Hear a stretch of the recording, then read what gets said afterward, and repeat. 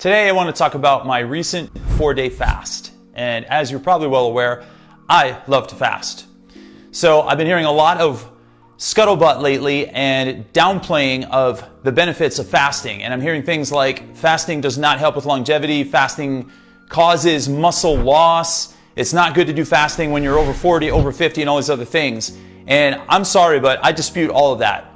When you start going into a fasted state, your body goes into protein sparing, which means it actually maintains your muscle mass. Your body's not stupid, remember that.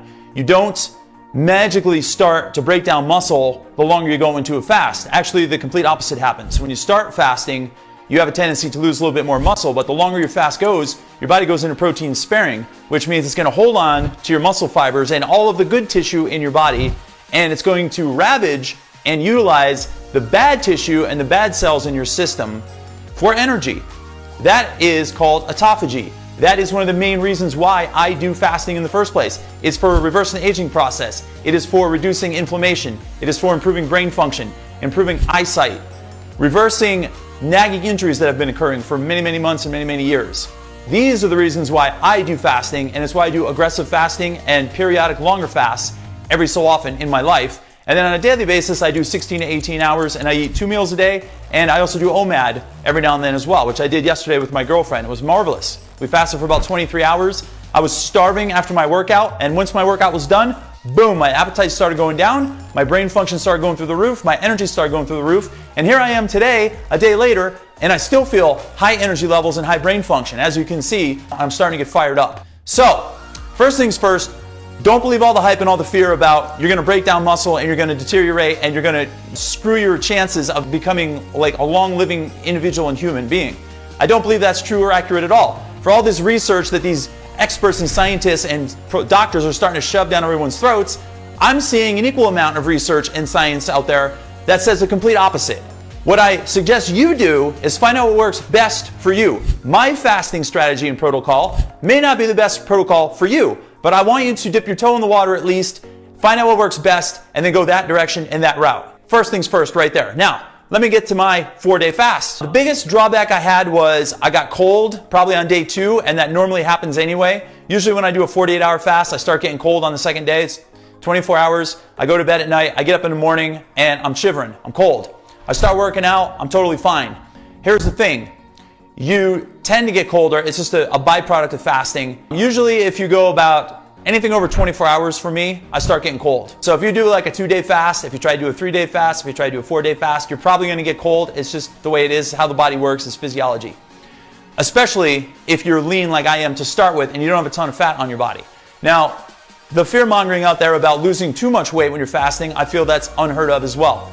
We have enough fat on our bodies. I mean, unless you're like literally 5% body fat in a dangerous spot right now, I still say fasting is totally fine and safe. You lose about 1/2 to 1 pound of fat every single day that you fast. If you're kind of more sedentary to moderate activity level, you're probably gonna be more like a 1/2 pound a day. But if you're a very active guy like I am, I fasted for 4 days and I lost 12 pounds. I was active every day. I exercised. I didn't miss a beat with my workouts.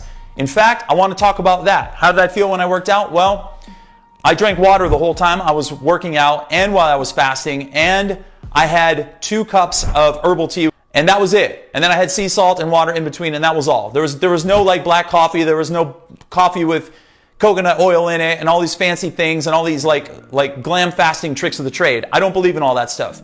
Either you're fasting or you're not fasting. It's hardcore or it's not hardcore in my book and in my world. That's how I roll and that's how I do it. Now, I'm not saying any of those ways of fasting are wrong. And if that works for you, again, do it. And if that's what you have to do to fast, then I say do it. But for me, I like to go hardcore. I like to go water and I like to go sea salt, and that's it. And a little bit of herbal tea here and there. Just because it's warming and it's comforting on those days that I was cold. And that's exactly why I had it. As for my workouts, let's get back to those. Remember, anytime I deliver a video, it's like a Quentin Tarantino movie. I'm all over the place. I just try to get all the information out of there and out of my head that I remember. Day 1, business as usual. I worked out, trained a couple clients to the gym, did an on-site training session at somebody's house. By the time I got to about 18 hours, my appetite it peaked at about 16, 18 hours. By the time I passed the 18-hour mark, I looked at my watch, it was like, I don't know, 11 o'clock in the morning or something. I'm like, oh, I'm 18 hours already. By the time I got into the middle of the afternoon on day 1, about 20, 22 hours, brain function was already starting to go through the roof, energy levels were going up, appetite was moderate to low, and I was starting to feel really good. I went to bed that night on day 1, slept like an absolute titanium rock. It was awesome. Got up the next day, went to a couple clients' houses, trained them, came to the gym, did a cardio workout specifically. My cardiovascular strength started to go down, which it always does, and I was huffing and puffing a little bit more than normal, and it took me a little bit longer to recover. But once I got to about 20 to 30 minutes, I was in a pretty good groove, and I was totally fine. The next day, I did a beefcake workout. Again, cardiovascular strength was low. I was huffing and puffing between sets. It took me a little longer to recover between them. But one thing I did notice is my strength levels weren't even touched. In fact, I felt as strong as I normally am, and I crushed my workout still. I drank water throughout the whole workout, just sipped on it. Everything was totally fine. My hunger spiked a little bit after my workout was over, and then it dropped within literally 30 seconds to 1 minute, and then it was stable again, plateaued. That was on day 3. Day 4 came, I did another cardio workout. That one I struggled with a little bit. I did about 60 minutes on the Jacob's ladder, and then I did 30 minutes on the stair machine. I was way slower than I normally am, and I was huffing and puffing a lot more. But by day 3 and day 4, I felt ripped to shreds. I felt solid as a rock. And when I looked in the mirror and I saw my veins popping out, I was shaking my head up and down, and I knew I was hitting that spot I wanted to, because this is what happens. Once you hit about 16 hours of fasting and then some, your human growth hormone levels go through the roof. They go high. Your potential to burn fat goes through the roof. That is money, my friends. That is something you can't get with low-calorie diets and eating 6 to 8 meals a day. I'm telling you. I've been practicing fasting for decades now, and these are the data that I collected on my own body. And I ask you to do the same thing. Read your studies, tote your heroes out there who you believe and you follow, and that's totally fine. But don't listen to anyone until you experiment with your body and yourself, and then figure it out, and then see what works. Then you can either agree with the expert you're following or disagree with the expert you're following, but you know for sure that it works for your body, because we are all abstract creatures out there. We're just blobs of flesh that are all particles of cells and walking around out there. We're all the same. We all function on the same energy levels.